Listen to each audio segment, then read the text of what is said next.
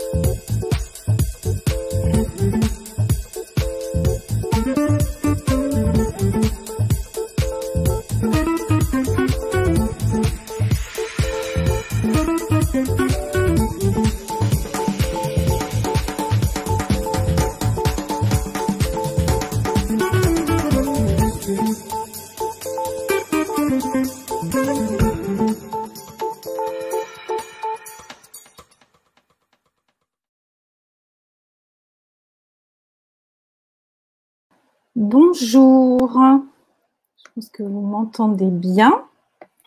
Super. Alors, bonjour, bienvenue pour cette nouvelle live session Box Office que nous avons aujourd'hui voulu axer sur les cinémas indépendants européens et que nous avons concocté donc avec Europa Cinéma. Donc, on est vraiment très heureux aujourd'hui d'accueillir un panel très diversifié au niveau des nationalités. Je vois les micros de tout le monde, pardon. Voilà, j'avais... au niveau des nationalités, au niveau de la diversité des salles. Donc déjà, je vais accueillir Claude-Éric Poirot. Bonjour. Bonjour. Donc, il n'est pas venu tout seul. Je vous présente Christian Brouwer, donc, qui est président de la CICAE, donc la Confédération internationale du cinéma art et essai, et directeur du groupe York Kino. Bonjour, allô. Bonjour, et secrétaire général d'Europa Cinéma, j'ai oublié. Oui, exact. Bonjour. Ensuite, donc, je vous présente Madeleine Probst, exploitante de Watershed de Bristol et vice-présidente d'Europa Cinéma. Bonjour à tous. Bonjour. Catherine Lemaire, qui est programmatrice des cinémas Les Grignoux en Belgique, donc de l'association Les Grignoux, donc 13 écrans en Belgique, et administrative d'Europa Cinéma. Bonjour. Bonjour. Et Pedro Borges, je crois qu'on dit Borges, d'après ce que j'ai compris. Je n'ai pas bien prononcé. Ah, Pedro. Non, très bien. Très bien, merci. Donc, également administrateur d'Europa Cinéma, administrateur et exploitant du cinéma idéal de Lisbonne et aussi distributeur de Midas Film, donc double casquette également, donc qui nous permettra aussi de parler de la distribution des cinémas. Bienvenue à tous. Donc pour commencer, effectivement, l'intérêt d'être ensemble aujourd'hui, c'est à l'aube, pour en tout cas la France, de la réouverture de l'annonce de la réouverture des salles. Certains pays en Europe ont commencé déjà à réouvrir leur cinéma et certains se préparent et d'autres attendent encore les décisions. Donc on voulait vraiment faire un point aujourd'hui sur la situation globale, européenne, internationale aussi des cinémas indépendants, voir les best practices aussi par pays et puis partager vos avis sur aujourd'hui quelles sont la force des cinémas indépendants, leur place et également la place du cinéma indépendant européen. Donc Claude-Éric, est-ce que tu veux nous faire un tour d'horizon aujourd'hui de la situation et aussi de l'action d'Europa Cinéma. Quel a été votre travail pendant le confinement et quels sont aujourd'hui vos axes principaux? Merci Marion. Eh bien, bonjour à tous. Effectivement, le réseau Europa Cinéma est un réseau qui est implanté dans 34 pays d'Europe. On y regroupe 1134 cinémas, donc c'est quand même un réseau dense dans près de 700 villes. Alors, nous, depuis la fermeture, on a essayé de regarder un peu, d'être en contact nous-mêmes avec les exploitants, de regarder quelles étaient leurs activités. On savait qu'ils étaient fermés, donc que les salles ne recevaient plus de public, que les salles ne programmaient plus de films sur leurs écrans. Donc ça, c'est quelque chose qui dure encore et qui est aujourd'hui, on espère, à la fin de cette période. Il va y avoir la période suivante, réouverture. Et pendant ces 3 mois et demi, on a essayé de regarder un petit peu quelles étaient les activités, parce qu'on s'est rendu compte que les salles étaient fermées, mais qu'en réalité, elles restaient ouvertes. Elles restaient ouvertes parce que je pense que les exploitants du réseau sont déjà assez doués sur la façon d'utiliser les réseaux sociaux. On en a besoin, c'est quelque chose qui est indispensable pour notre travail, pour notre réussite. Donc on les utilise pendant toute l'année et là on les a utilisés nettement plus. J'ai vu beaucoup de Facebook, Instagram, tweets qui sont passés et qui ont été émis par les salles de cinéma pour donner des nouvelles. Quelquefois c'était une affiche, quelquefois c'était des choses qui pouvaient être plus qu'un message. Il pouvait aussi y avoir des contenus. Donc, il y a des salles qui ont aussi partagé des contenus. Alors, évidemment, nous ne sommes pas propriétaires de beaucoup de contenus, et les films ne nous appartiennent pas, mais il y a quand même certains d'entre nous qui ont, ou des cinémathèques, qui ont donc profité de ce moment pour diffuser des films, des courts-métrages. Je pense à la Cineteca de Bologne, je pense au Grec Film Center à Athènes. Et donc ça, c'est des contenus qui ont été mis gratuitement à la disposition des spectateurs, en tous les cas de ceux qui pouvaient le recevoir sur leur écran à la maison. Ça a été une première partie des messages. La deuxième partie des contenus qu'on a pu diffuser, c'était des contenus qu'on a créés. Et là, tout à l'heure, je pense que Madeleine Probst en parlera, puisque on a beaucoup repéré ce qu'elle avait fait, en particulier pour faire réaliser des courts-métrages qu'elle allait ensuite diffuser sur ses réseaux, sur son site. Donc, il y a eu des créations qui se sont faites dans beaucoup de salles et qui ont été diffusées à partir donc de nos salles de cinéma et de nos réseaux sociaux. Il y a aussi eu des séances qui ont continué. Vous savez qu'on est très dirigé vers le jeune public, y compris les enfants. Il y a eu des salles, je pense à Brescia, je pense à une salle aussi en Espagne, à Palma de Majorque, qui ont continué à faire des séances en direction des enfants, en essayant de leur envoyer des petits films et puis quelquefois des petites présentations. Il y a eu aussi un certain nombre d'autres contenus qui ont été diffusés.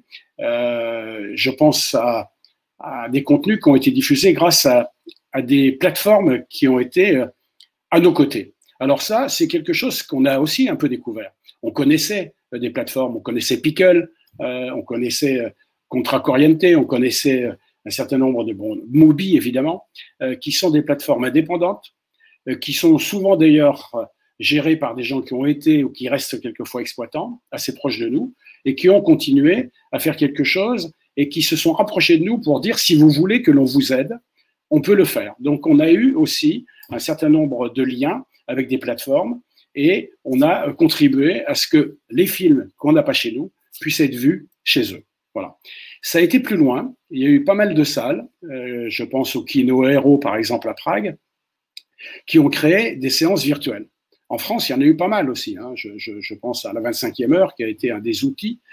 Et c'était quoi? C'était effectivement des films qui pouvaient être diffusés sur une plateforme, mais émis par une salle, c'est-à-dire presque le billet pouvait être acheté dans la salle. Bon, en l'occurrence, c'était gratuit, mais il pouvait y avoir une présentation, il pouvait y avoir un débat après. Donc, ces créations de séances virtuelles ont eu lieu dans beaucoup de salles et qui ont donc permis qu'on garde le contact avec le spectateur et que le spectateur ait aussi l'idée qu'il appartient à la communauté du cinéma, du film, de la salle de cinéma, dont il est proche. Il y a eu aussi d'autres événements. Il y a eu des drive-in qui se sont créés. Alors les drive-in, c'est quelque chose d'assez nouveau parce que c'est pas vraiment une culture européenne, mais enfin il y en a eu un certain nombre qui sont mis en place en Lituanie, en Allemagne, en France d'ailleurs. Je pensais hier soir à une séance qui a eu lieu à Caen avec un film Pixar et l'exploitant me disait comme ça qu'il y avait 150 voitures et pour 150 places de parking, donc c'était plein, beaucoup de jeunes dans les voitures. Donc là encore, ces drive-in ont permis à ce qu'il y ait des sessions qui se passent souvent à l'initiative des exploitants des salles de cinéma. Donc ils étaient présents aussi sur ce terrain-là, en dehors de leur salle. Il y a eu d'autres cas aussi, aussi des cas de crowdfunding qui se sont développés. Il y a eu des spectateurs qui se sont regroupés pour aider des salles qui allaient peut-être être en difficulté. Il y en aura des difficultés, on le sait. Donc ça, c'est aussi des choses qu'on a pu repérer. Il y a eu aussi d'autres initiatives. Bon, je parle de la mienne puisque c'était mes 400 coups à Angers. Je me suis associé à une initiative de la ville d'Angers, le maire, et j'ai ouvert le hall des 400 coups à un maraîcher qui est local, donc circuit court, et qui s'est installé ici une fois par semaine. Et ça a eu du succès. J'ai retrouvé, ça m'a fait plaisir, j'ai retrouvé les queues dans la rue Jeanne Moreau, avec distance évidemment entre chacun, mais j'ai retrouvé cette animation autour de la salle, fermée, voilà, ouverte pour l'occasion. Donc, on a fait un peu ce travail de recherche à la fois auprès de nos salles. On s'est rendu compte qu'elles étaient souvent très actives, qu'elles avaient des initiatives, que nous, on était là aussi pour les aider. Il y a eu pas mal de contacts entre exploitants. Et c'est ce que j'ai écrit d'ailleurs tout à fait récemment dans une tribune en disant comme ça, fermé mais ouvert. Donc voilà un petit peu ce que l'on peut dire sur l'expérience que nous venons de vivre. Et pour dire que je pense qu'on a continué à faire ce que les exploitants savent faire, ils sont actifs, ils sont restés actifs, mais surtout on a découvert d'autres choses. Et je pense que c'est ça dont on va parler, parce que ce que l'on a découvert pendant cette période où c'était indispensable parce que nos salles étaient fermées, c'est peut-être aussi quelque chose qu'on n'oubliera pas quand les salles vont rouvrir. Et je crois qu'il y a aussi des éléments du futur qui se sont dessinés aussi pendant ces 3 mois et demi. Merci Claude-Éric. Du coup, effectivement, je ne vous ai pas présenté, j'ai présenté tout le monde sauf vous au départ. Donc, comme vous l'avez dit, vous êtes exploitant aussi des 400 coups à Angers et président, bien sûr, d'Europa Cinéma. Directeur général. Pardon, directeur général. Et je vais dire une chose, Marion, aussi, parce que pour parler d'Europa Cinéma, vous savez qu'on est soutenu par la Commission européenne, par le programme Creative Europe, et je dois le dire là, parce qu'on l'a rendu officiel hier auprès des exploitants. Nous avons obtenu de la part de Creative Europe un soutien exceptionnel de 5 millions d'euros qui va être distribué aux salles du réseau. Et deuxième chose, nous avons immédiatement, nous avons obtenu que le soutien pour 2019, qui normalement est versé au mois d'octobre, soit versé en juin. Donc, les exploitants du réseau aujourd'hui vont avoir recevoir deux versements qui vont être bien utiles pour la réouverture de leur salle en manque de trésorerie. Et je dois remercier là la Commission européenne qui a été très attentive à cette situation-là et qui a bien compris que les salles de cinéma étaient essentielles à l'économie du cinéma. Ce n'étaient pas les plateformes, c'était bien les entrées dans les salles qui faisaient vivre le cinéma. Donc ils ont été très alertés, on a beaucoup travaillé avec eux, on a obtenu ces deux soutiens et je les remercie et je pense que les exploitants les remercieront quand ils recevront cet argent. Merci Claude-Éric. J'en profite pour présenter Eşegül Algan que j'ai complètement laissé tout à l'heure sur le côté. Je suis partie toute seule comme une grande. Eşegül, on ne t'entend pas là-dessus. Voilà, bonjour. Donc Eşegül, journaliste chez Box Office, qui va co-animer avec moi aujourd'hui. Donc nous allons, en parlant effectivement du lobbying et du travail que vous avez pu faire également chez Europa Cinéma, peut-être que nous pouvons aussi passer la parole à Christian Brauer, donc qui est aussi… Alors, pardon, Christian. La Fédération internationale de cinéma à Recet, mais aussi de l'exploitation en Allemagne, où les choses, justement, commencent à bouger. Et on voudrait avoir des nouvelles de ce qui se passe et comment ça se passe. Pour recontextualiser, à moins que mes informations soient dépassées actuellement, les cinémas sont ouverts dans 9 des 16 länder de l'Allemagne fédérale, soit environ 60% du parc, ce qui préoccupe les professionnels du secteur qui ont réclamé des autorités une approche, je cite, plus cohérente de la reprise. Quels sont selon vous les avantages et les inconvénients de cette réouverture échelonnée? Et le public répond-il présent? Avez-vous des chiffres de fréquentation, une estimation de celle de l'été à venir?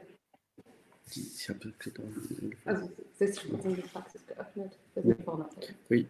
Ja, merci. Bonjour encore une fois. Oui, en Allemagne, c'est une situation diverse parce que l'Allemagne est un État de fédéralisme.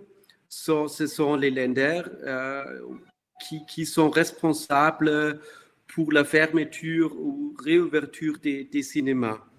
Et aussi qui sont d'abord responsables pour la culture.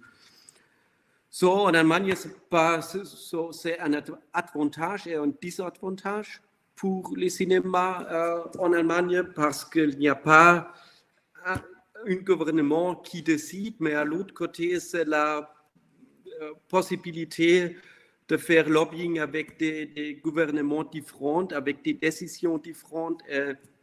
De dire ce que, par exemple, Berlin ou Bayern ou Nordrhein-Westfalen fait est meilleur que les autres choses.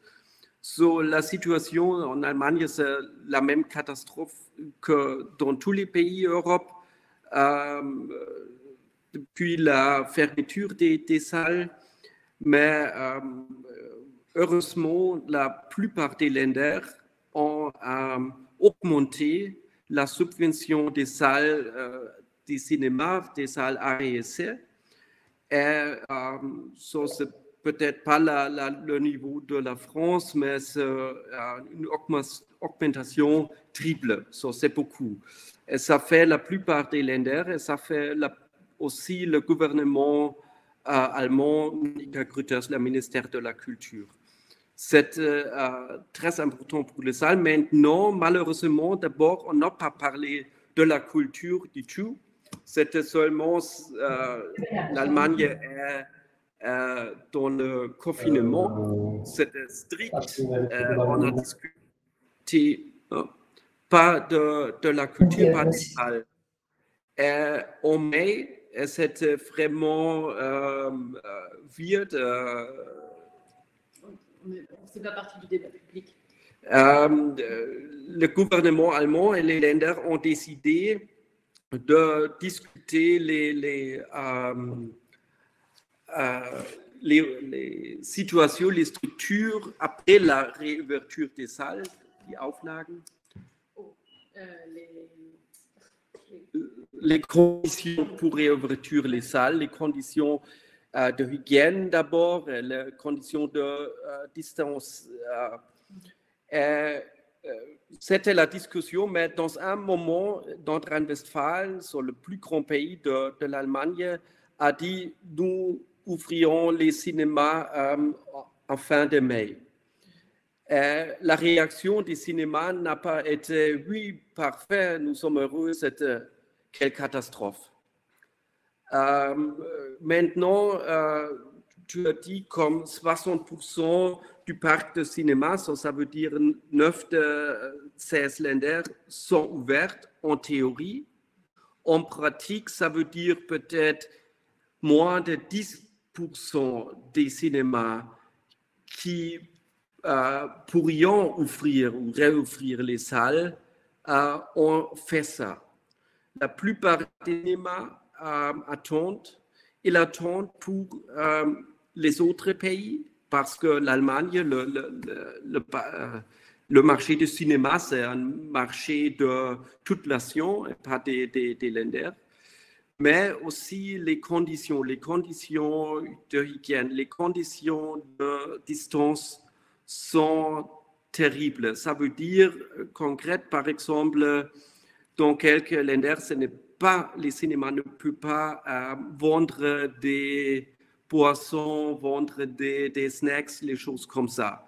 C'est nécessaire. Ce sont les autres Länder où les 1,50 m, c'est le chiffre en Allemagne, une distance de 1,50 m doit être garantie pendant toute situation.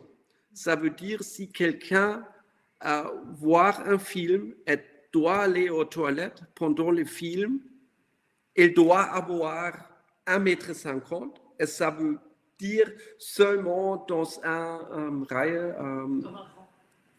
rang, seulement 4 personnes sont possibles. 2 personnes peuvent aller aux toilettes à droite et les autres 2 à gauche. Ce n'est pas une situation pour faire du cinéma. Et c'est une situation catastrophique parce que le gouvernement allemand parle seulement des dates de réouvrir. Ce n'est pas un problème seulement pour les cinémas, aussi pour l'autre business. Mais on ne parle pas des conditions parce qu'en Allemagne, les virologues ont une très grande influence. C'est d'abord 1,50 m dans toute situation. Seulement si tu joues de football, ce n'est pas nécessaire. Mais à toute autre situation, c'est nécessaire. C'est un très grand problème pour les salles. Ça veut dire maintenant, nous parler avec les gouvernements, de dire nous devons parler d'abord sur ces conditions, après sur les dates de réouvrir. Mais quand même, AG Kino, l'association des salles arts et essais en Allemagne, a fait une recommandation de réouvrir les salles le 2 juillet. Et la plupart des salles planifiées maintenant de réouvrir le 2 juillet. Quand même, je pense, finalement, dans 2 semaines, c'est possible de réouvrir les salles en toute Allemagne, mais je pense que 50 ou plus % des cinémas restent fermés jusqu'à juillet. Pourquoi ce sont des conditions? Pourquoi ce ne sont pas des films? Parce que si un distributeur veut faire une sortie en salle, vous connaissez, on doit préparer le marketing, la stratégie. Nous discutons maintenant avec les distributeurs des films arts et essais d'avoir une stratégie. Ça veut dire Undine, c'est un film de Berlinale, de compétition de Berlinale allemand, va à une sortie en salle le 2 juillet. 2 semaines plus tard, nous espérons que Tenet, Nolan, Willstadt va sortir en salle.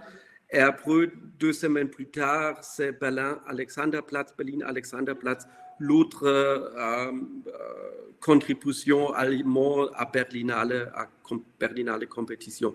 C'est une stratégie pour nous. Quand même, nous sommes très concernés sur la situation. Pourquoi je suis maintenant plus concerné des situations que d'abord? Pourquoi?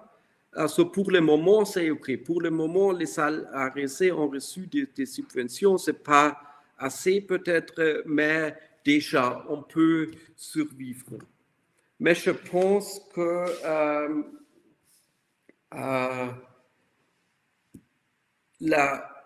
das Schlimmste, le plus mauvais, le plus pire vient après la réouverture des salles. Avec les conditions comme 1,50 m, ça veut dire peut-être 20% des fauteuils. Et ça veut dire que la plupart des salles arts et essais n'ont pas les grands écrans. Si tu as 100 fauteuils, il reste comme 20 ou 22 fauteuils. Mais nous avons aussi beaucoup de membres avec les salles plus petites que 100 fauteuils. Ça veut dire que c'est un très grand problème. Et ça serait peut-être meilleur de rester fermé. Mais ce n'est aussi pas une stratégie. J'ai lu le survey, l'analyse de Independent Cinema Office de Royaume-Uni, et c'est le problème. Et pour moi, je pense qu'on a besoin de plus en plus de subventions où nous avons une plus grande concentration de marché, de pouvoir de marché. Et je suis très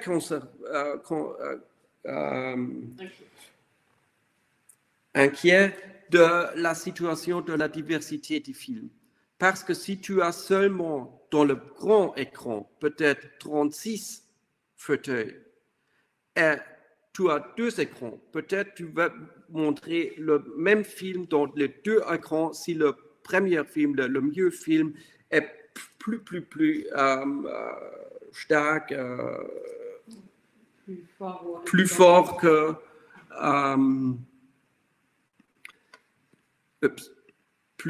que le deuxième film. Ça, c'est une question de la diversification, question économique pour les salles. C'est un film économique, mais aussi pour le distributeur ou pour la diversité des films.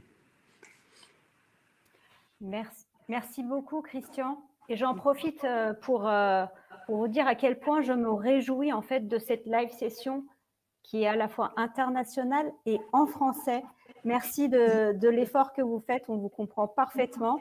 Mais j'en profite pour dire à toute l'audience que si vous vous sentez plus à l'aise pour nous faire part de vos commentaires, vous pouvez les faire en anglais et dans quasiment toutes les langues latines, voire même en turc, parce que Claude-Éric se débrouille très bien. On se comprendra. Avant de revenir sur la problématique des mesures sanitaires qui sont imposées à la réouverture, car voilà, on en a discuté ensemble, l'idée de cette live session, c'est surtout de voir des initiatives qui ont été mises en place va perdurer, va rester. Mais avant de passer à ça, je voulais juste poser une question commune à Claude-Éric et Christian, à savoir si Europa Cinéma et la SICAE allaient se solliciter des soutiens supplémentaires encore auprès des autorités pour faire face à ce défi ultime et qui est peut-être finalement plus grand que la fermeture, qui est la réouverture.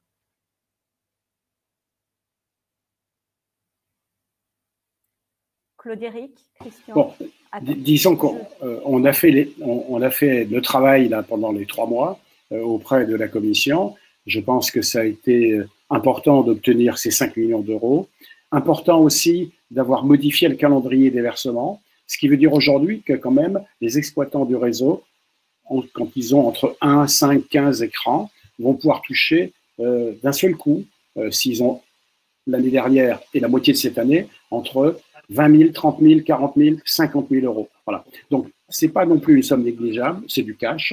C'est quelque chose qui aujourd'hui a été mis en place avec la Commission européenne. Donc, on a avec eux une très bonne relation. Comme je vous disais tout à l'heure, ils sont très sensibles à l'idée que les salles de cinéma sont vraiment essentielles aujourd'hui à toute l'industrie. Donc, c'est pour ça qu'ils se sont penchés sur cette question à notre demande, avec beaucoup, dans tous les cas, de bienveillance et de conviction. Donc, c'est vrai que nous allons continuer à faire notre job, c'est-à-dire essayer de trouver auprès de la Commission et du Parlement européen des moyens supplémentaires, parce que vous avez raison, il y a des salles qui ont besoin de plus que ce qu'on est en train de leur donner. Donc, voilà ce que je peux répondre aujourd'hui. Et Christian, pour du côté SICAE? Est-ce que je suis là? Oui. Merci. Pour moi, je l'ai dit, on a besoin de plus de fonds supplémentaires pour la réouverture des salles au niveau national, mais aussi au niveau d'Europe. Par exemple, l'augmentation de 5 millions pour Europa Cinéma, c'est très important. C'est une première étape. Mais je suis sûr qu'on a besoin plus de monnaie parce que nous ne savons pas quand la corona-pandémie est finie, quand on a des médecines ou des vaccins. C'est le plus grand problème. C'est que je dis, maintenant, nous sommes fermés pour 3 ou 4 mois, les salles, mais nous ne savons pas pour quel temps.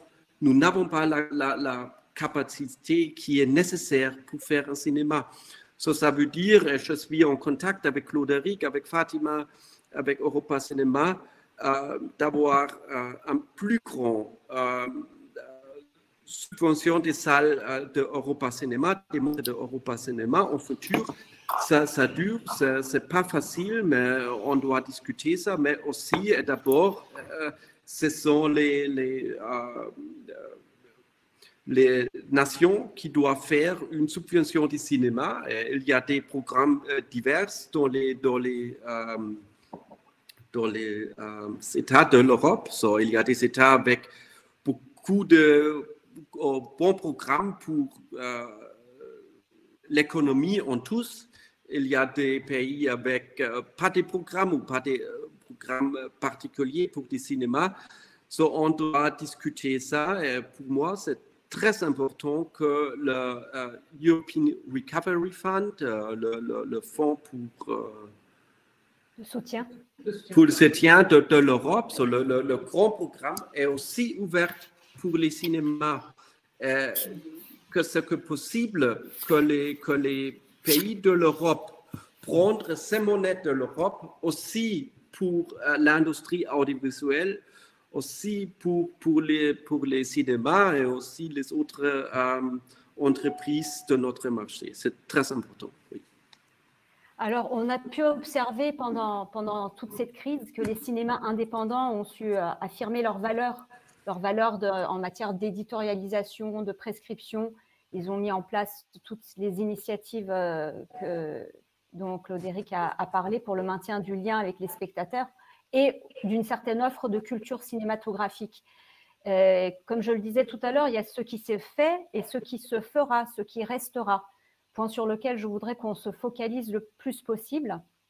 Alors, Madeleine Probst, vous pouvez peut-être nous raconter comment vous avez traversé la fermeture au Watershed de Bristol et comment vous avez continué à être une salle de cinéma, en quelque sorte.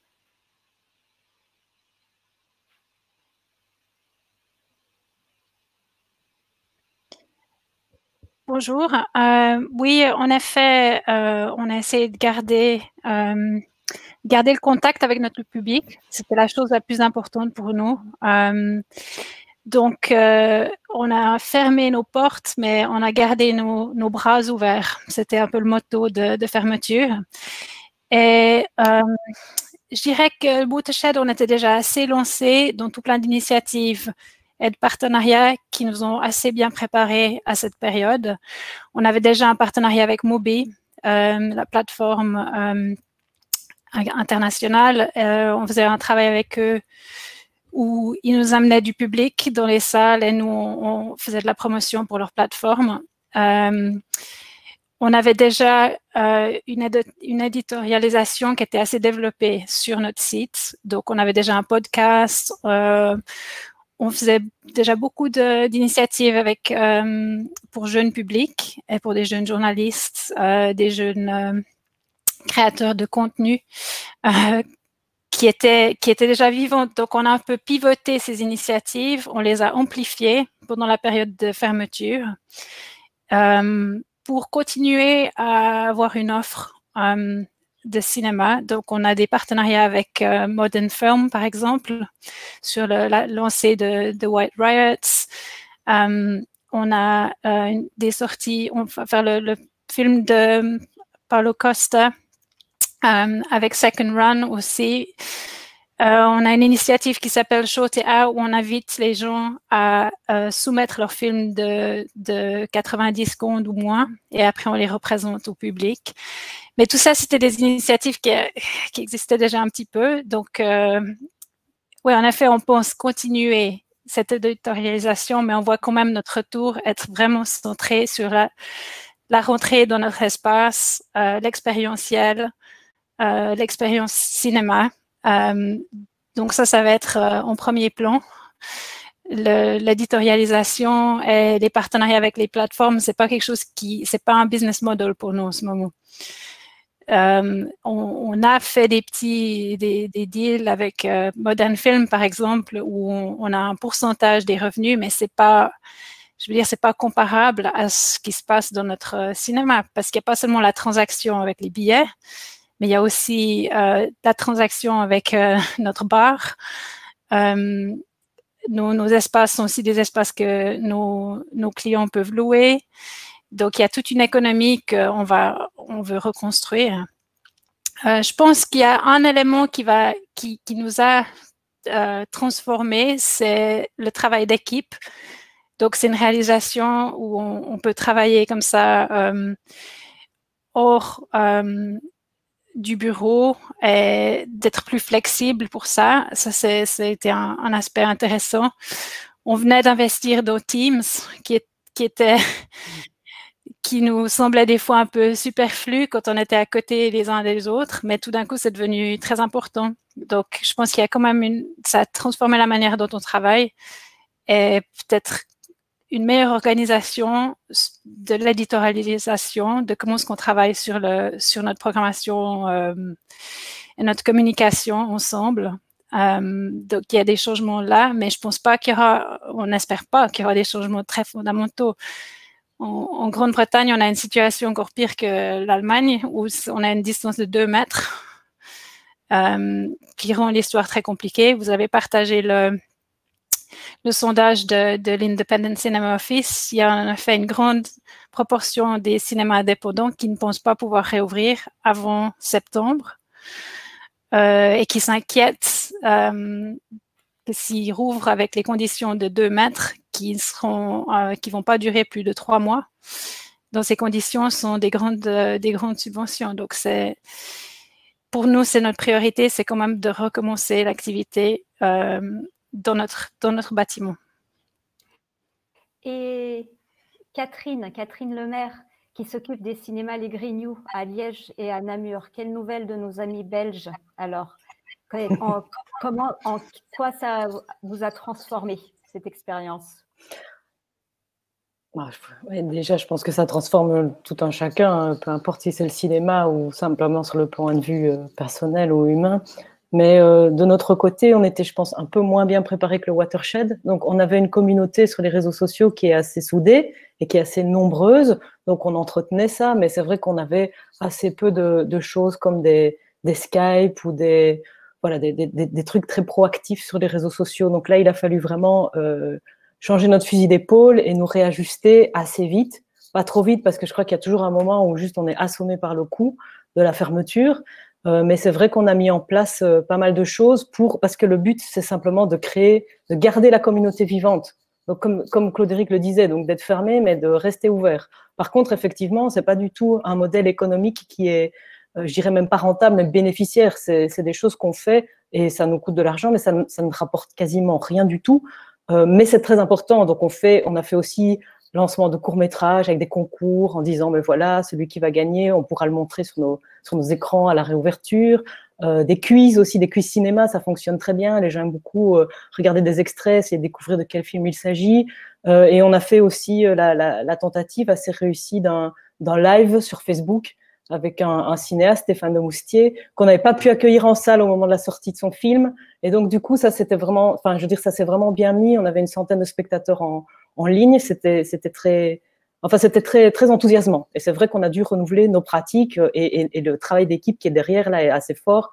Et c'est assez génial de pouvoir retravailler tous ensemble. Maintenant, tous ensemble et autrement, quoi. Maintenant, c'est vrai que sur les nouvelles pratiques, nous, on reste quand même assez prudents parce que c'est clair que la salle de cinéma, aller en salle dans un esprit convivial, de vivre ensemble, d'apprendre des choses, d'avoir des rencontres en chair et en os, ça reste quand même vraiment le cœur de notre métier. C'est pour ça qu'on fait ce qu'on fait. Donc, toutes les initiatives qu'on a prises là maintenant, il y en a peut-être certaines qui vont perdurer un peu, puisque évidemment, si on ne sait pas avoir un cinéaste en salle, pourquoi ne pas imaginer un Skype ou quelque chose comme cela? Mais c'est quand même pas le but du jeu non plus. Il faudrait pas qu'on se dise, du coup, tout va passer par le virtuel et on arrête les échanges, on arrête de faire venir les équipes, etc. Je pense qu'il y aurait un gros manque simplement à ce niveau-là. Et puis aussi, tout ce qui est, nous, on s'est associé à une plateforme. Donc, il n'y en avait qu'une en Belgique qui proposait un système un peu solidaire, donc un système où on se disait, si les spectateurs viennent et disent qu'ils viennent par tel cinéma, alors la plateforme reverse une petite partie, un petit pourcentage du billet d'entrée à la salle. Il n'y en avait qu'une qui avait pensé à ça, donc les grosses plateformes, elles s'en foutent complètement des salles, soyons clairs. Hein. Donc, je veux dire, et alors c'est plutôt des petites plateformes. Par ailleurs, par exemple, exploitants de salles, donc ils connaissent bien toutes les réalités de terrain, qui proposent ce système solidaire. Donc nous, on le fait, mais on sait bien qu'il y a beaucoup de distributeurs qui voudraient que ça continue dans le futur Et là-dessus, moi, je pense qu'il faut rester assez prudent. Je ne voudrais pas qu'on recommence à nouveau à parler tout le temps de est-ce qu'on sort en salle et sur Internet en même temps, à quelles conditions, même si on nous promet qu'il va y avoir des concertations avec les salles sur certains titres. Voilà, c'est pour moi pas le modèle qu'on voudrait suivre. Je pense que vraiment la physicalité, le concret de la salle, il faut que ça reste en prioritaire. Mais justement, nous avons un distributeur parmi nous, Pedro Borges. Vous nous rejoignez du Portugal avec la double casquette d'exploitant du Cinéma Idéal de Lisbonne, le plus ancien de Lisbonne, et de distributeur avec Midas Film. Vous veniez à peine de sortir Portrait de la jeune fille en feu. J'accuse, m'expliquer, était en fin d'exploitation. Tout le reste de votre line-up est chamboulé. Quelle nouvelle du Portugal pour l'exploitation et aussi en prolongement, et ça concernera l'ensemble de une question qui concernera l'ensemble. Est-ce que la problématique de l'absence de films dits porteurs dans le line-up mondial, pour ne pas dire de blockbuster américain, ne peut pas finalement améliorer la visibilité des films européens et de la diversité? Comment s'emparer en fait de cette occasion? Est-ce une occasion ou un leurre? Pedro? Pour faire un petit point sur la situation au Portugal, le gouvernement a commencé un processus de déconfinement en 3 étapes et les cinémas, ils ont annoncé à mi-avril que ce serait le 1er juin. Donc nous, notre petit cinéma, on va le réouvrir lundi prochain, 1er juin. On va reprendre Portrait de la jeune fille en feu qui avait sorti 2 jours avant que nous devrions fermer le cinéma. Mais les multiplex, les 3 chaînes les plus importantes des multiplex, elles veulent que ces salles ne rouvrent que le 2 juillet.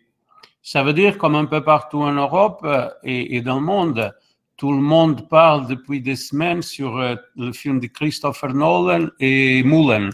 Ça veut dire, si jamais les choses aux États-Unis ne deviennent pas une catastrophe encore pire et si les marchés les plus importants seront ouverts, c'est là que les choses commenceront à s'améliorer pour les multiplex.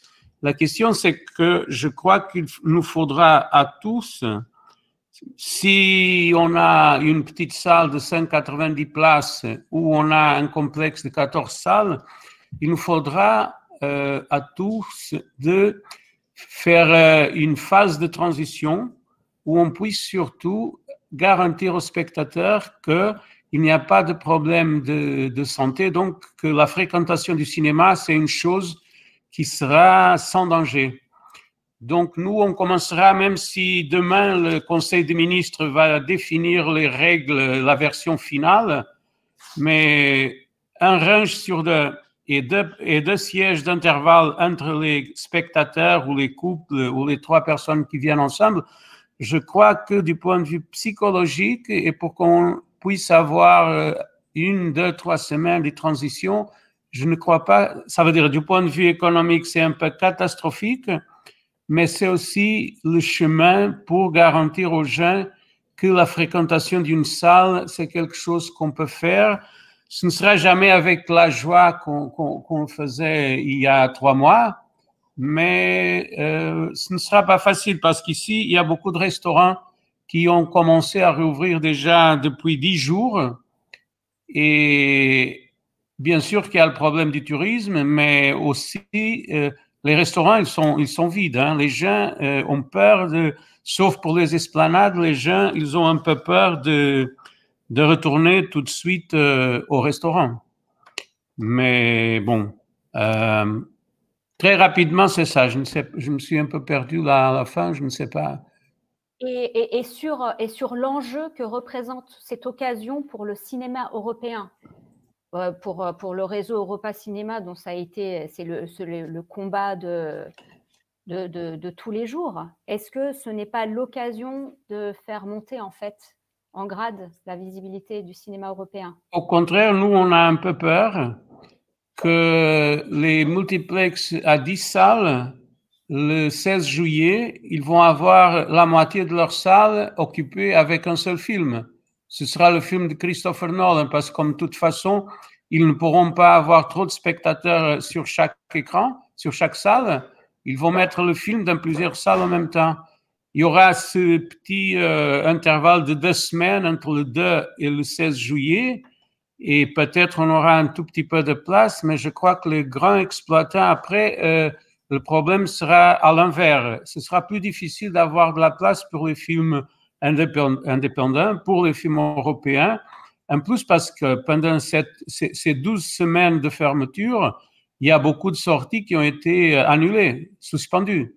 Donc, je crains que pendant l'été et jusqu'à la rentrée, en septembre-octobre, on aura une accumulation de trop de titres en sortant, et donc qu'on sera viré très rapidement de l'affiche, même si on arrive à avoir de la place. Donc, au contraire, je crois que en tant que distributeur, que pour quelques films que nous sortons aussi dans des multiplex, que la situation sera plus difficile. Même si je peux rebondir là-dessus. Je t'en prie. Oui, non, je voulais juste dire, effectivement, c'est un peu à double tranchant, parce que l'été, c'est une période où il y a toujours moins de films, quoi qu'il arrive.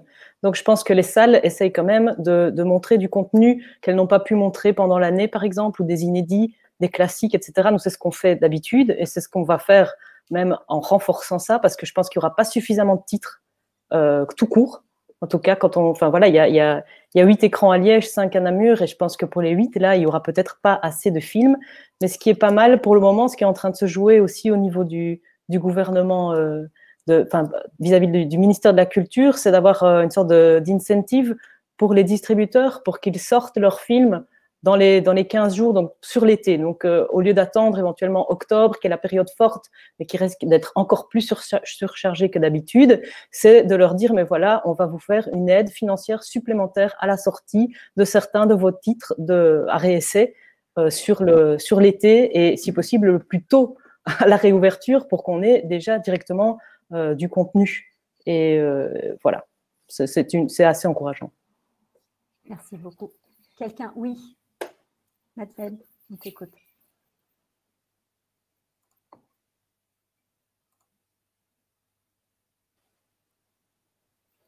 Je dois dire que la situation en Angleterre est déjà tellement fragile, l'écosystème pour le cinéma culturel, parce qu'on est très dominé par le cinéma américain et le cinéma anglais, que ça va être compliqué de trouver le bon moment et le risque partagé entre les distributeurs et les exploitants indépendants qui prennent déjà des énormes risques, et de trouver un bon moment et assez de capacité, assez de cinéma pour faire marcher un film indépendant. Ça va être difficile. Et pour l'instant, on n'a même pas, je dirais, commencé ces conversations parce qu'on est trop...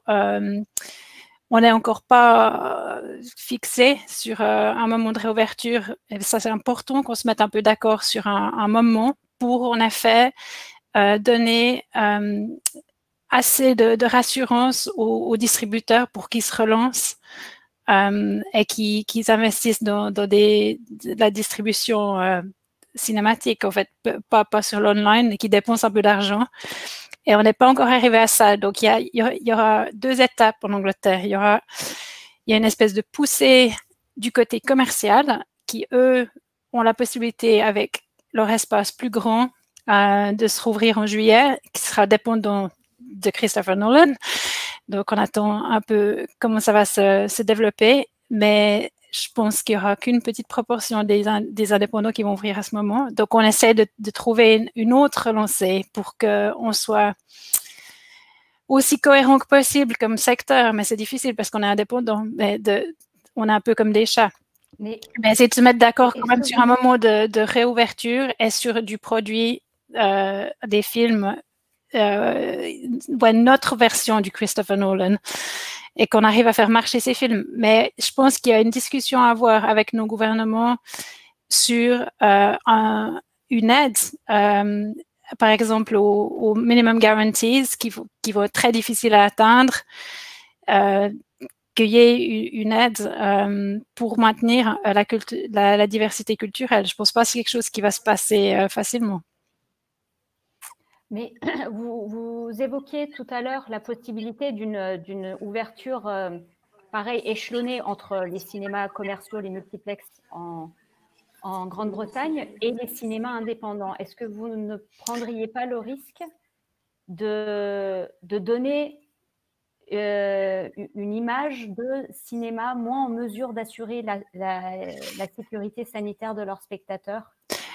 Disons qu'il y a différentes discussions, parce que la situation en Angleterre, je dirais, a été mal gérée de manière politique. Donc, il y a une grande inquiétude du public sur le sanitaire et il y a un manque de confiance sur les raisons, les motivations de la réouverture, que c'est seulement motivé par l'économique et c'est pas des décisions qui sont prises pour le bien du peuple.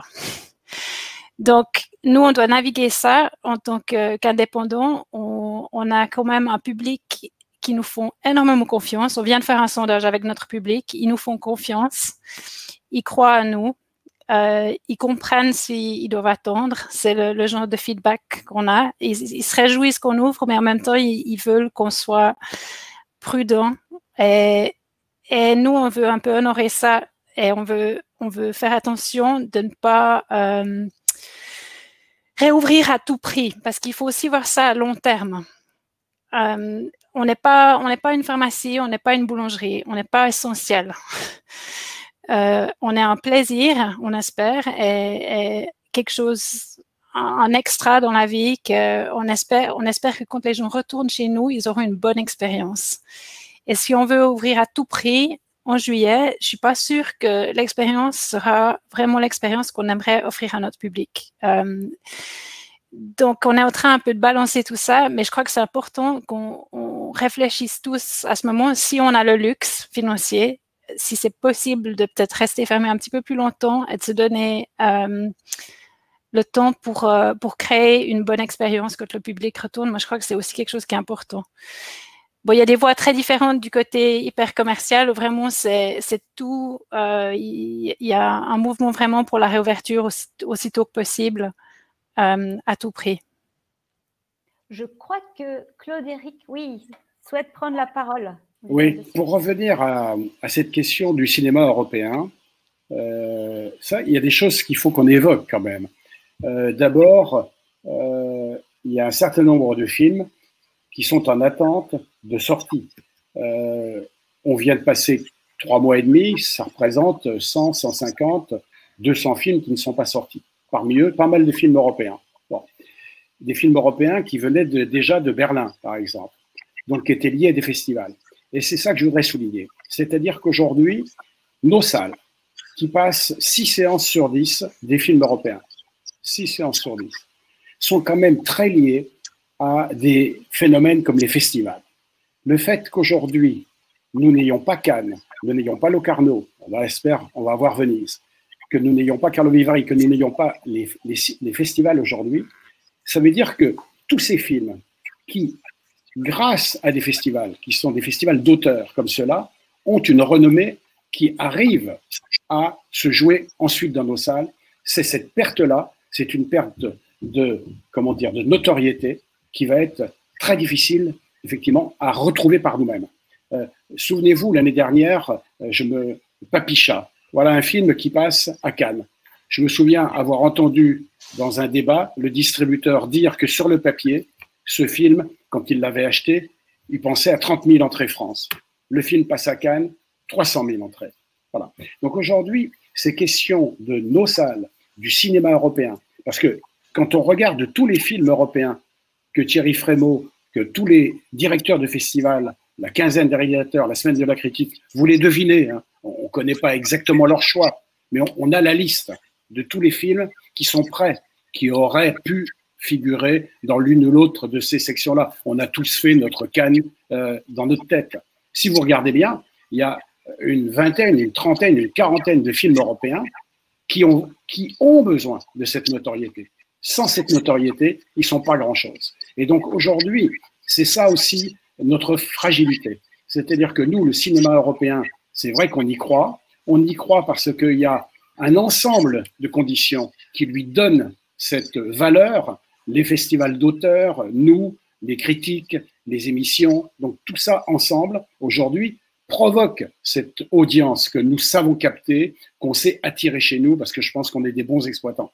Mais on est un tout petit peu seul aujourd'hui, et ce que disait tout à l'heure Pedro Borges, c'est qu'on peut deviner qu'il y a des solutions pour les films américains dans certains multiplexes. Il suffit de passer sur 10 écrans le même film, et donc on a à peu près résolu le problème de cette distanciation de 2 mètres ou d'1,50 m. Donc aujourd'hui, voilà, je voulais souligner cette fragilité du cinéma européen pour dire qu'on va rentrer dans une période où les films vont être là. Ils sont là, ils sont faits. Bon, il y en a qui vont être retardés parce qu'ils ont été retardés en production, mais tous ceux qui étaient prêts pour Cannes, tous ceux qui étaient prêts pour Locarno, ils sont prêts. Maintenant, qui va leur donner cette dimension ? Qui va leur donner aujourd'hui, qui va donner l'appétit aux spectateurs de les voir. Voilà, c'est ce que je voulais souligner comme fragilité, et c'est là que le réseau Europa Cinéma est un réseau qui est très fort, je pense, pour mettre en valeur, pour savoir donner de la lumière au film, mais on ne le fait pas seul. Et aujourd'hui, ces festivals nous manquent, et c'est certain qu'on va le payer pendant plusieurs mois.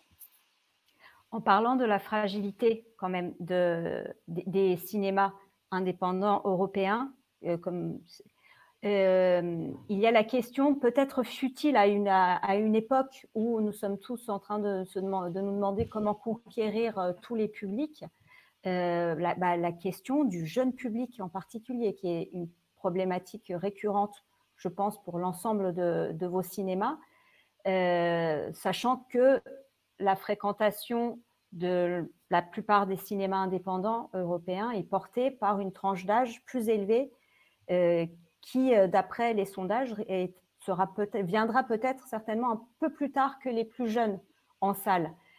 Quelles sont en cela les dispositions que vous envisagez pour renouer en particulier avec le jeune public? Alors, je ne sais pas du coup qui veut prendre la parole ou dans quel ordre sur le sujet.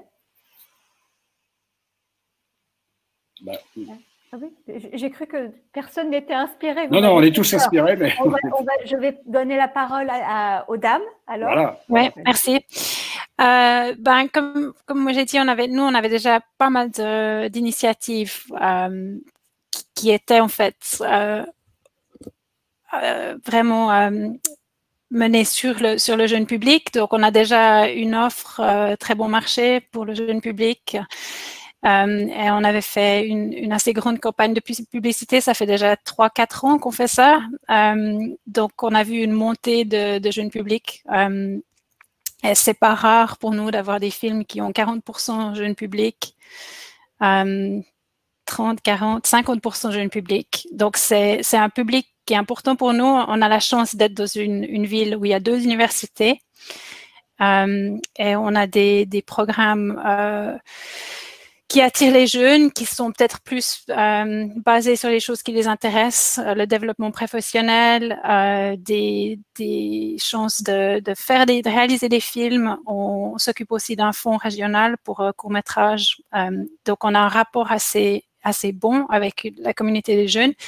Ils viennent pas forcément voir tous les films, mais ils viennent voir certains films. Donc, je pense, du point de vue réouverture, on va réfléchir à ça sur la manière dont on parle de notre programmation, sur la programmation elle-même, et de vraiment être à l'écoute des jeunes. Et pendant la fermeture, on a offert quand même beaucoup de support pour les jeunes, de plateformes pour les jeunes. Et on va peut-être continuer à faire ça pendant la réouverture. Mais je pense, en général, de réfléchir à la programmation et la communication sera très important.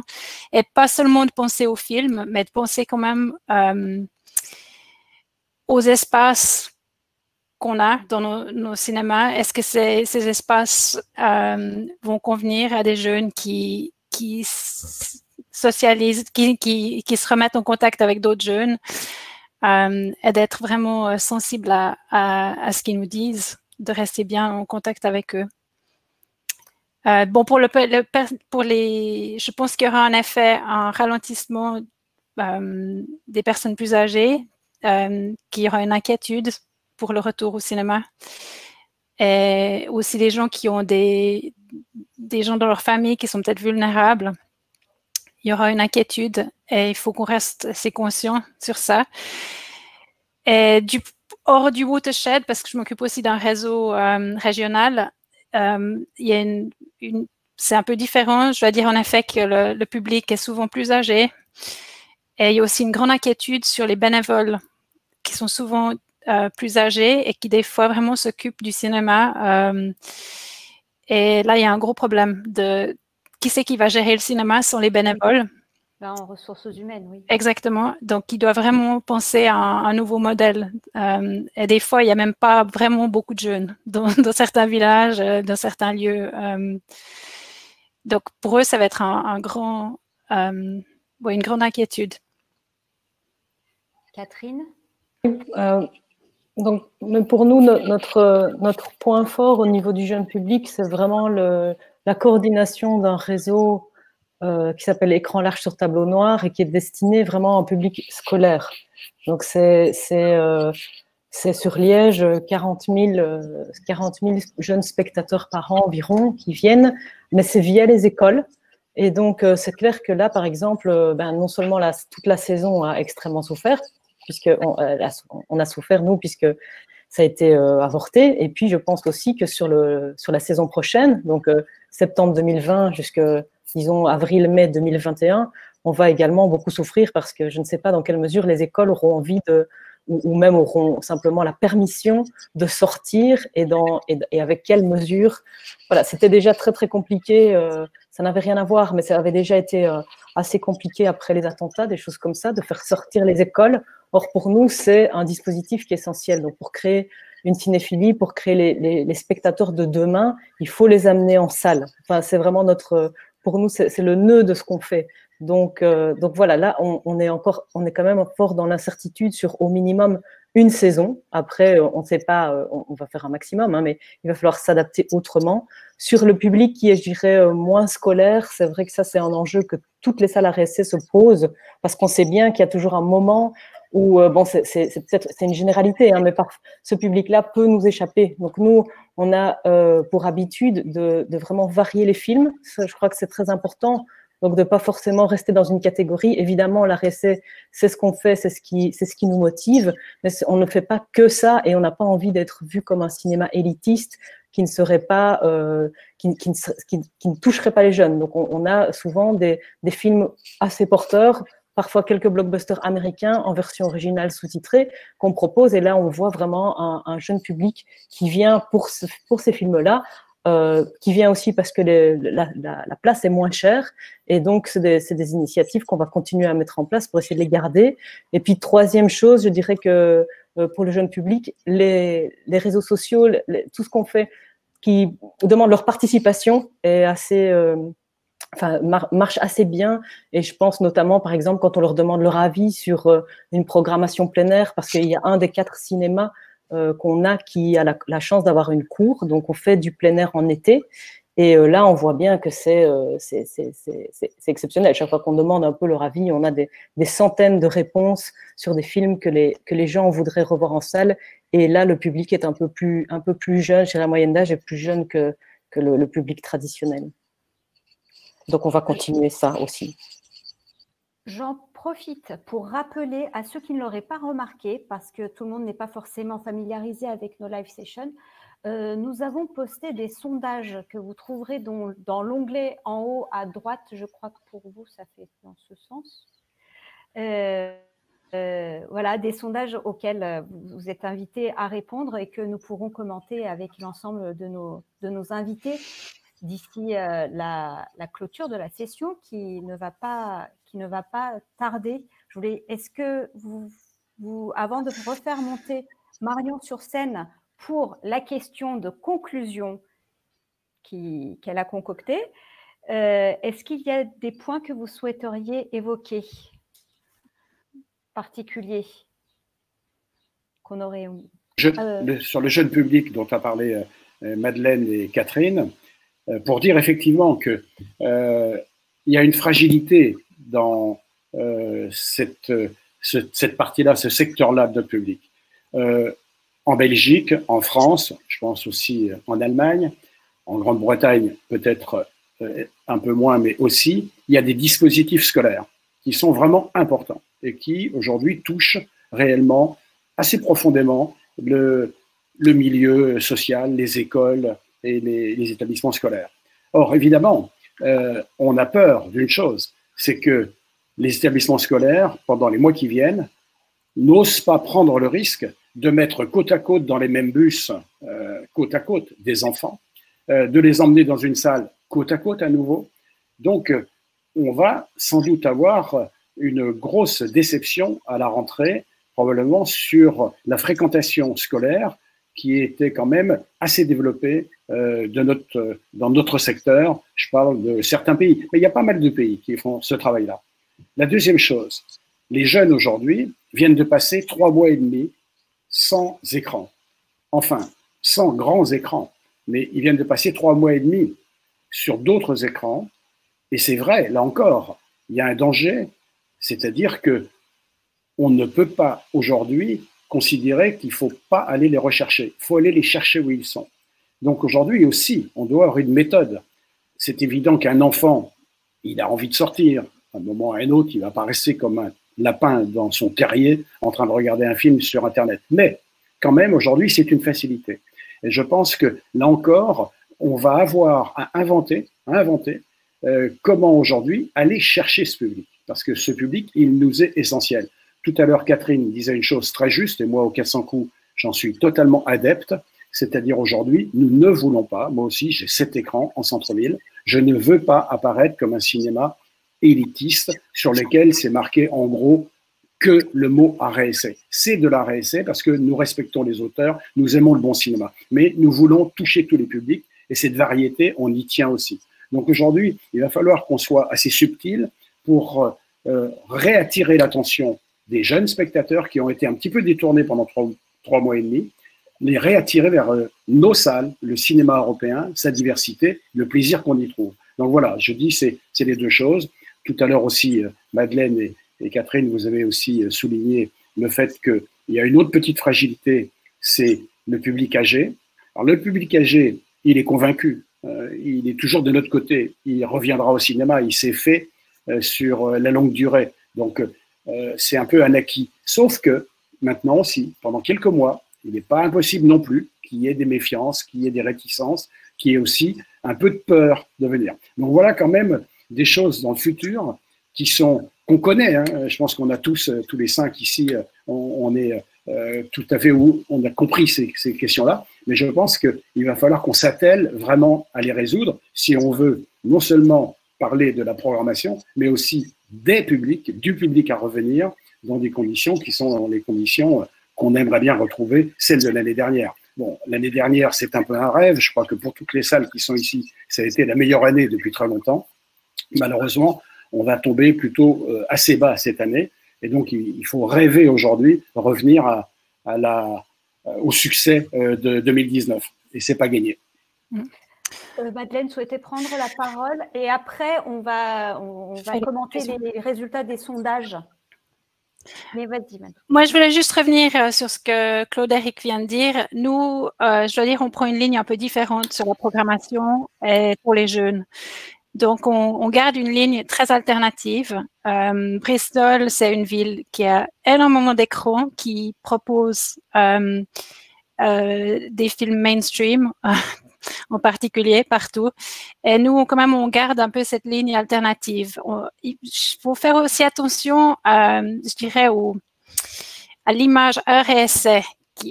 C'est aussi une image qui peut évoluer. Si on prend la musique, la scène musique comme exemple, la scène alternative marche très bien avec le jeune public. Donc nous, on pense que c'est important qu'on offre quelque chose qui soit différent dans notre ville. Et on réalise maintenant qu'on a cette offre où on peut vraiment voir ce que les jeunes vont voir chez nous. Ils nous étonnent. C'est pas du tout les films qu'on pense qu'ils allaient voir. ouais, on essaie quand même de garder cette programmation alternative. Et je dirais qu'il faut faire assez attention à l'idée de montrer un film commercial qui va attirer le public à un produit plus culturel. Je suis pas sûre de cette approche. En tout cas, dans nos sondages, nous étions revenus sur les initiatives qui ont, d'après les participants, été les plus productives en matière de maintien de liens et d'image de la salle indépendante auprès des spectateurs pendant le confinement. Et en première position arrivent les jeux, concours et communication via les réseaux sociaux avec 52%, suivi des plateformes VOD associées avec 20%. J'ai l'impression que les chiffres évoluent encore. Peut-être qu'il y a des retardataires qui votent. Suivi des newsletters pour 17%. Autres, nous avions mis une réponse autre sans la possibilité évidemment de préciser ce que c'était, mais qui a remporté 6%, devant en dernière position les séances plein air ou drive-in, que nous n'avons pas du tout évoquées, mais qui ne sont pas non plus forcément un sujet propre à Europa Cinéma. Ensuite, je voudrais revenir sur l'absence des films porteurs et son impact sur la visibilité des films européens. Il y a quand même une majorité à 65% de votants qui estiment qu'elle aura un impact positif.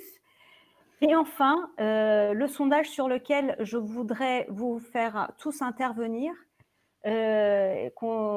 consiste en la mobilisation générale, c'est-à-dire en la possibilité d'une initiative de communication spécifique au cinéma indépendant et arrêt-essai d'ampleur internationale en parallèle à la mobilisation générale du secteur qui est en cours.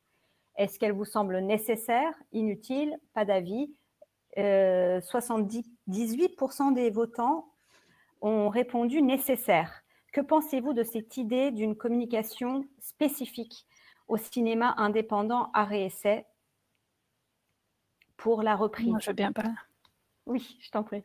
Ouais, je pense que c'est très important qu'il y ait une communication non seulement sur les films d'arrêt d'essai, les films indépendants, mais aussi sur les espaces et sur sur le message qu'on a, qui est peut-être sur la manière dont on travaille avec nos communautés, donc quelque chose qui soit vraiment adapté au travail qu'on fait. Et je sais que Europa Cinéma ont des plans sur ça qui sont en développement en ce moment, mais je pense que c'est très important, en effet, qu'ils se mettent derrière certains titres. Pour revenir à ce que Claude-Éric a dit sur Cannes, je suis tout à fait d'accord qu'il y aura un manque de visibilité pour certains films et c'est vraiment important qu'on essaie de se mobiliser en tant que salle et en tant que circuit pour les aider avec la visibilité de ces films. Et je pense qu'il faudra dépenser de l'argent sur une campagne publicitaire qui offre une alternative à tout l'argent qui va être dépensé par les studios américains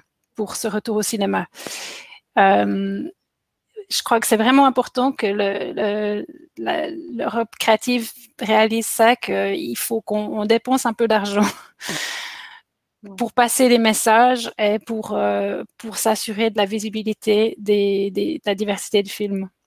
Le retour aux salles d'arrêt, mais aussi de distinguer aux autres espaces. Pour moi, je suis très d'accord avec Mary. Pour moi, en effet, si nous survivons à la crise, les salles d'arrêt d'essai, je suis très optimiste pour nous, pour les salles, en effet. Parce que je pense la façon dont nous faisons du cinéma est plus importante que jamais pour le type de films que nous montrons. On voit aujourd'hui, streaming n'est pas une solution pour les films arrêt-essai. Streaming n'est pas une solution pour la diversité de culture. C'est aussi une possibilité, mais pour les films arrêt-essai, c'est d'abord le festival.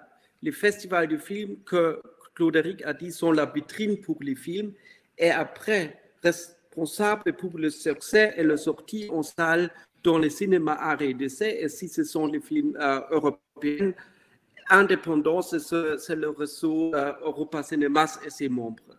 Pour moi, je suis très optimiste. Qu'est-ce qu'il a changé avec la numérisation, avec streaming, avec la crise? Nous avons de plus en plus de contents, il y a de plus en plus de films. Mais nous, les cinémas d'art et d'essai, donnons l'orientation pour la public. Et moi, je crois que la marque de chaque cinéma devient de plus en plus importante. D'abord, c'était la marque d'un film. Et c'est d'accord pour les films de Disney. C'est d'abord pour les films des algorithmes. Mais nous ne sommes pas le film de algorithmes. Nous sommes l'art. Et pour ces films, pour cette idée de film, on a besoin de plus en plus les salles. Et si les salles art et d'essai mourir, c'est aussi un art de faire un film, ça va mourir. Et pour cette raison, c'est nécessaire, comme Mehdi a dit, c'est nécessaire, nous avons besoin d'une professionnalisation des salles, on a besoin de la formation des réseaux, et de plus en plus, c'est aussi le sondage, c'est la communication numérique avec les clients. C'est que nous sommes les spécialistes, nous connaissons notre audience. Nous connaissons notre audience aux salles de cinéma, en vie réelle, mais aussi en vie numérique, parce que les médias sociaux sont aujourd'hui aussi la réalité de notre vie. Et pour cette raison, je pense, nous faisons ça à Berlin. À Berlin, il y a beaucoup de salles art et d'essai. Et j'ai beaucoup de compétitions à Berlin, aussi avec d'autres cinémas art et d'essai. Mais qu'est-ce que nous avons fait?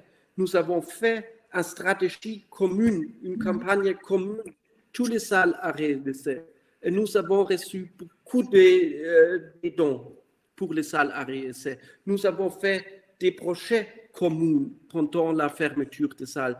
Et je crois nous faisons maintenant la prochaine campagne de tous les cinémas, toutes les compétitions ensemble.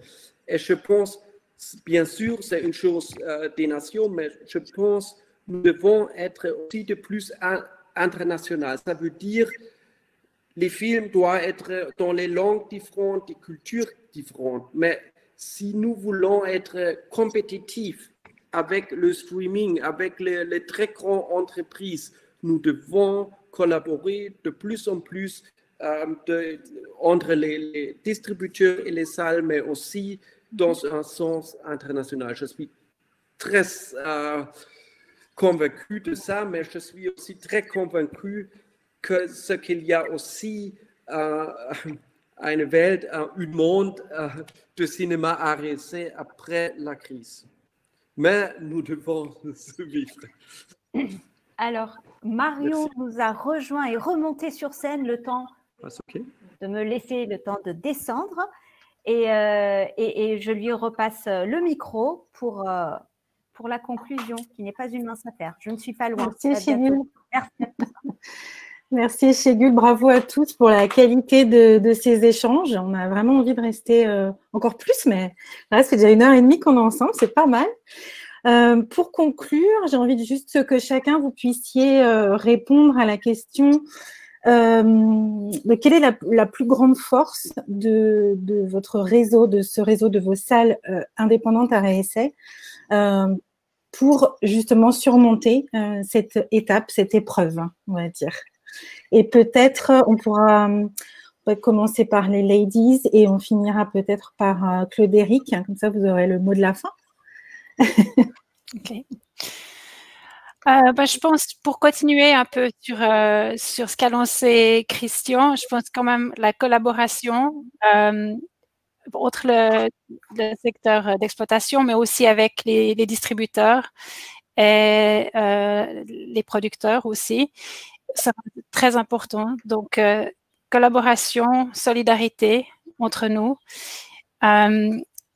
Et oui, il faut absolument qu'on travaille en réseau et qu'on se mobilise en tant que secteur indépendant pour arriver à des demandes communes parce qu'on est dans un espace très rempli de demandes.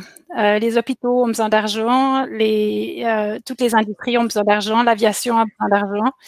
Et des fois, on peut se présenter comme un secteur un petit peu compliqué parce qu'on va un peu dans toutes les directions, on fait chacun notre histoire, on est indépendant. Et je pense que vraiment, c'est important qu'on se mobilise et qu'on travaille ensemble. Et je dois dire qu'en Angleterre, on a la chance d'avoir un réseau maintenant qui s'appelle le Film Audience Network, qui est une initiative du British Film Institute, qui est payé par la loterie nationale.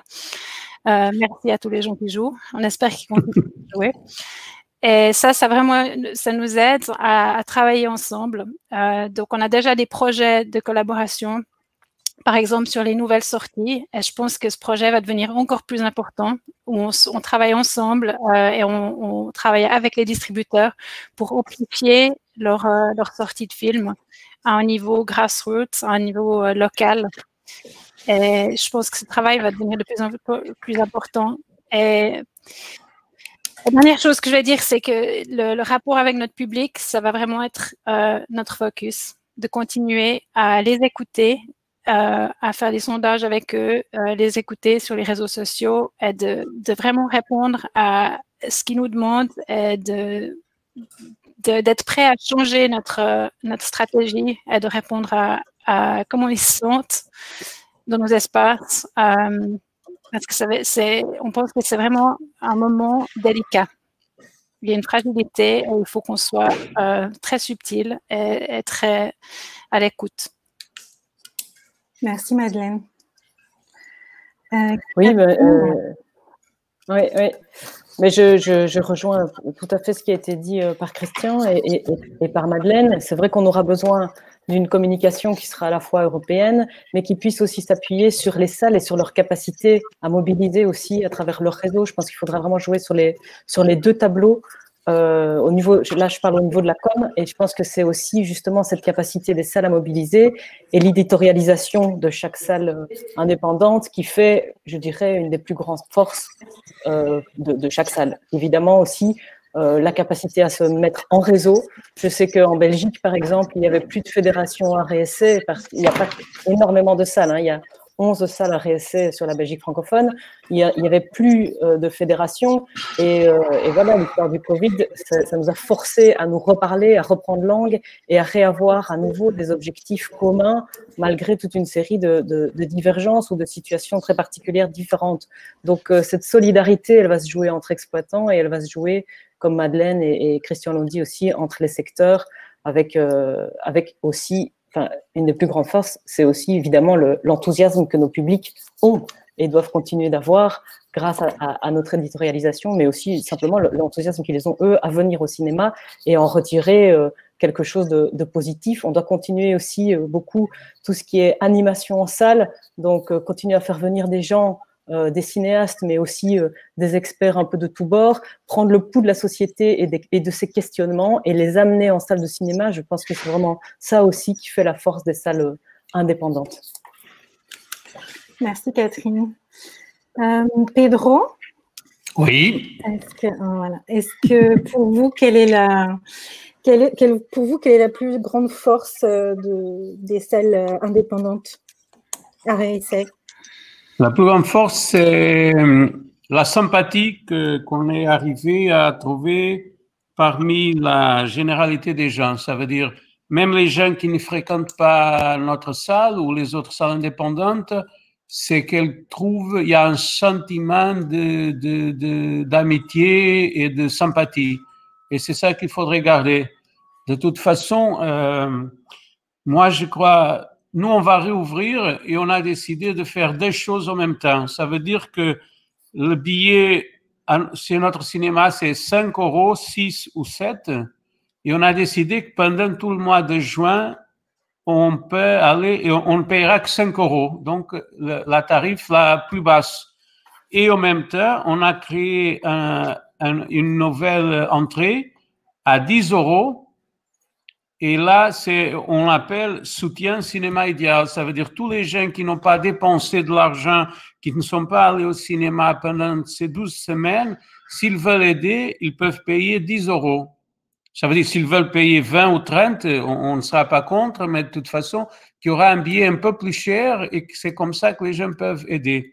En même temps, et très rapidement aussi, il y a une chose qu'on pense déjà depuis des semaines et on va décider très bientôt, c'est au moins jusqu'à la fin de cette année, de créer une plateforme VOD du cinéma où les films qui sont à l'affiche puissent être aussi disponibles sur la VOD, sur une chaîne qui est du cinéma, au même prix, mais que les gens qui ne sont pas confiants de sortir de chez eux et d'aller à la salle, que pendant ces 2, 3 ou 4 semaines, puissent voir le film en même temps, en payer les mêmes euros qu'un billet normal, mais de pouvoir regarder les films chez eux. Parce que je crois que, surtout que cette réouverture, que cette rentrée sur les salles, on essaie de transmettre aux gens que pour nous, ce n'est pas une fête. On est très content de pouvoir recommencer, mais ce ne sera une fête qu'après que la vaccine ou que le virus disparaisse. Sinon, on sera toujours, et pendant beaucoup de mois, on sera toujours contraint et ce ne sera pas le cinéma comme nous trouvons qu'il est. Parce qu'aller à la salle, c'est toujours la convivialité et l'enthousiasme et la participation quand il y a des séances spéciales et tout ça. Et ça, on ne va pas l'avoir de retour dans les prochains mois, je ne crois pas. Merci Pedro pour Merci. ce partage. Christian, est-ce que vous voulez nous partager pour vous, quelle est la plus grande force des cinémas indépendants européens pour traverser cette étape?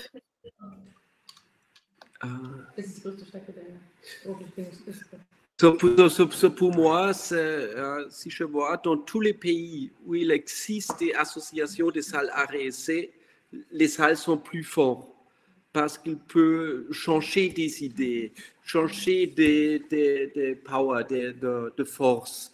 C'est tout ça, c'est très important. Mais d'abord, qu'est-ce que nous sommes les cinémas? Tout cinéma ARSC fait partie de la communauté locale. C'est notre force. Nous connaissons notre voisinage, nous sommes part de la commune, nous avons une idée, nous avons une mission. Et ça veut dire pour moi, nous sommes importants pour les films, nous sommes importants pour le quartier, mais chaque cinéma est comme une petite étoile dans l'univers, mais seulement en commune. Nous ensemble, nous sommes une voie lactée. Et c'est l'idée. Si nous sommes seuls, nous sommes trop petits, peut-être pour la compétition, pour un monde global. Mais tous les salles ARSC, tous les membres de réseau Europa Cinéma, ce sont 3000 cinémas, 3000 endroits culturels, 3000 fois nous sommes partie de la communauté locale. C'est une vraie force. Et pour cette raison, ce que je dis, c'est sur des idées de faire un cinéma, c'est aussi pour les débats, pour des innovations de faire un cinéma, c'est pour la chaîne publique, mais c'est aussi pour le lobbying politique important. Parce qu'on peut peut-être ignorer 1, 2 ou 3 salles, mais on ne peut pas ignorer cette force commune qui est là, pas seulement pour notre revenu. Nous sommes là pour une mission, pour une vie culturelle, pour une vie diverse et pour une Europe ouverte. Et je pense aussi cette idée, dans un monde global, c'est de plus en plus nécessaire aussi de prendre ensemble les idées locales, mais aussi une ouverture pour un monde global. Et ce sont nos salles, c'est la culture. Et pour cette raison, je pense, d'abord, c'est chaque cinéma qui est part de sa vie sociale. C'est la base pour collaborer national et international. Merci beaucoup, Christian, cette jolie image de la Voie lactée. Très jolie. Et Claude-Éric, alors le mot de la fin, Claude-Éric. En tous les cas, à titre personnel, je partage comme exploitant les différentes choses qui ont été dites, y compris l'optimisme. C'est quelque chose auquel je suis quand même assez habitué et je pense qu'on s'en sortira. D'un point de vue sociétal, moi j'ai remarqué à Angers cette histoire des adopteunmaraîcher.com qui s'est donc passée avec la mairie, qui sont donc passés dans beaucoup d'endroits de la ville d'Angers pour tous les maraîchers de la proximité. C'est finalement 400 coups que c'était le plus visible et que ça a mieux marché. Donc ce qui veut dire aujourd'hui que des salles de cinéma qui n'ont rien à voir avec peut-être simplement le ravitaillement, c'est un lieu qui est, comme le dit Christian, un lieu où il y a une attirance, où il y a une amitié, où il y a quelque chose qui se passe, et aussi quand même un peu de spectacle. Et je pense que ça, c'est quelque chose qu'on doit garder, et je pense que toutes les salles que nous représentons ont toutes, moi j'en visite beaucoup, c'est toujours un plaisir de regarder les salles où elles ont toutes un rayonnement. Ça se voit, ce sont des salles qui ne dorment pas, et on voit bien que ça c'est quelque chose qui est notre force intrinsèque. Alors, l'autre question sur la capacité de notre union à tous, d'abord dire aussi un chiffre. Le réseau Europa Cinéma, ça représente quand même 500 millions d'euros de chiffre d'affaires chaque année, près de 300 millions d'euros de chiffre d'affaires pour le cinéma européen. Donc ça, c'est quand même essentiel. Si ces salles faiblissaient, si ces salles diminuaient leur rôle économique, ça pourrait être fatal pour le cinéma européen. Je voudrais rappeler que beaucoup de films non nationaux dans chacun des pays, ils font 60%, 80%, 100% de leur carrière dans nos salles. Donc vous imaginez nos salles qui disparaissent et qui d'un seul coup laissent des centaines de films européens qui n'ont plus d'autre endroit où aller que effectivement la grande exploitation qui ne leur laisse pas tant de place que ça. Donc ça, c'est quelque chose qu'il faut bien rappeler. Et je voudrais terminer sur effectivement l'idée que tout le monde a eue. Tout à l'heure, Madeleine disait qu'il faut qu'on trouve de l'argent aussi pour une campagne de promotion pour la rentrée. Donc, Europa Cinéma, puisqu'on est tous membres d'Europa Cinéma, donc on le sait, mais peut-être les gens qui nous écoutent ne le savent pas. On vient donc de passer 2 mois à travailler avec la Commission européenne pour obtenir ce qu'on a obtenu. Donc, je pense aujourd'hui que c'était notre rôle et on est heureux en tous les cas d'avoir obtenu ça, même si, comme dit Christian, ce n'est pas suffisant, on continuera à se battre. Maintenant, on est rendu dans une deuxième étape, on prépare la rentrée, mais on n'est pas seul. Là, effectivement, on s'est associé à Europa Distribution, à Europa International, à toutes les associations de promotion du cinéma en Europe, Unifrance, German Film. On est en train de travailler à quelque chose qui serait, on l'espère, une campagne de rentrée au mois de septembre où on mettra en valeur nos salles qui auront survécu et qui seront là, toujours dynamiques, les films. Donc on a besoin des distributeurs, on a besoin des talents. On travaille aussi avec les agents et pour voir aussi comment ils peuvent être présents pour qu'on puisse à la rentrée faire un événement qui soit un événement autour du cinéma européen. On a les salles pour ça, on a le public aussi. Comme disait Madeleine tout à l'heure, on n'a pas encore tout à fait les moyens, il faut avoir les idées, mais on est en train de les rechercher. Donc voilà, le prochain rendez-vous qu'on peut vous donner, c'est qu'effectivement, autour des salles d'Europa Cinéma, autour des salles de la CICAE, donc autour de cette voie lactée dont parlait tout à l'heure Christian, on aura une occasion de faire parler de nous à la rentrée. Merci. Merci beaucoup, Claude-Éric. J'ai activé les micros de tout le monde. Qu'on puisse dire au revoir. Merci beaucoup. Merci pour avoir fait l'effort de parler en français. Et merci beaucoup pour la qualité de votre français. Et on se retrouve très vite et on suit de très près toute l'actualité européenne et tout ce qui va se passer dans les prochains jours, en tout cas. Merci à tous. Merci. Merci. Merci. Au revoir.